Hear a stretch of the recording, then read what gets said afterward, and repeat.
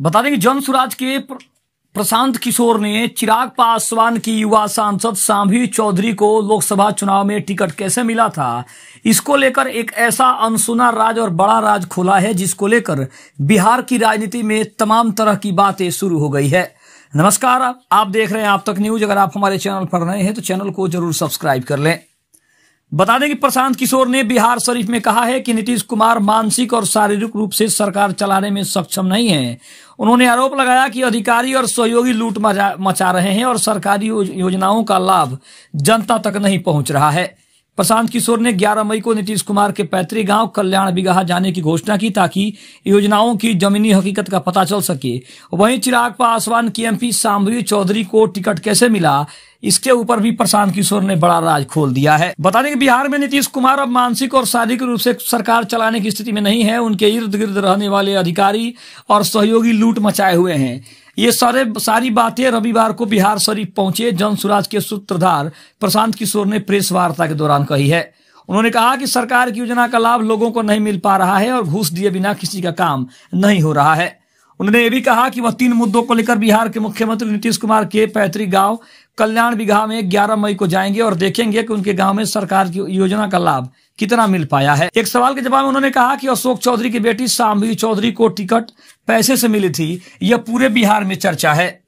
वहीं मंत्री अशोक चौधरी के मानहानि के मुद्दे पर प्रशांत किशोर ने कहा कि आज तक वह किसी से नहीं डरे हैं, क्योंकि प्रशांत किशोर ना ही बालू माफिया है न ही शराब माफिया है।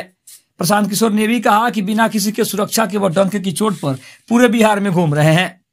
उन्होंने कहा कि नीतीश कुमार ने 2005 से 2014 तक बिहार के लिए बेहतर काम किया है।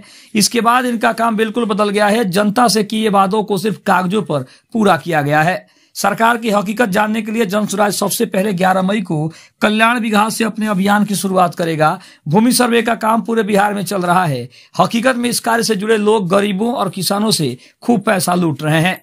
उन्होंने ये भी कहा कि मैं किसी से वोट मांगने नहीं आया हूं, लेकिन इतना जरूर कहूंगा कि अगर वोट देना है तो अपने बच्चों का भविष्य के बारे में सोचकर उसके बाद ही वोट करें। उनसे जब पूछा गया कि इतनी फंडिंग उन्हें कहां से मिलती है, इस पर प्रशांत किशोर ने कहा कि उनके पास सरस्वती की कृपा होती है, उनके पास लक्ष्मी की कभी भी कमी नहीं होती है। साथ ही साथ उन्होंने भी कहा कि युवाओं के रोजगार और शिक्षा के मुद्दों सहित 3 मुद्दों पर बिहार में जनसुराज पार्टी चुनाव लड़ेगी। इस मौके पर पूर्व विधायक केडी यादव, डॉक्टर अमित पासवान के अलावा कई कार्यकर्ता और इसके अलावा कई लोग भी मौजूद थे, जहां पे प्रशांत किशोर की इन बातों को सुना गया। और अब सबसे ज्यादा चर्चा उन्होंने सांभवी चौधरी को लेकर कर दिया है। यानी उन्होंने सीधे तौर पे चिराग पासवान की पार्टी लोक जनशक्ति पार्टी रामविलास पर बड़ा आरोप लगाते हुए ये कह दिया है कि सांभवी चौधरी को पैसे के बल पर टिकट मिला था, वरना उन्हें चुनाव लड़ने का मौका नहीं मिलता।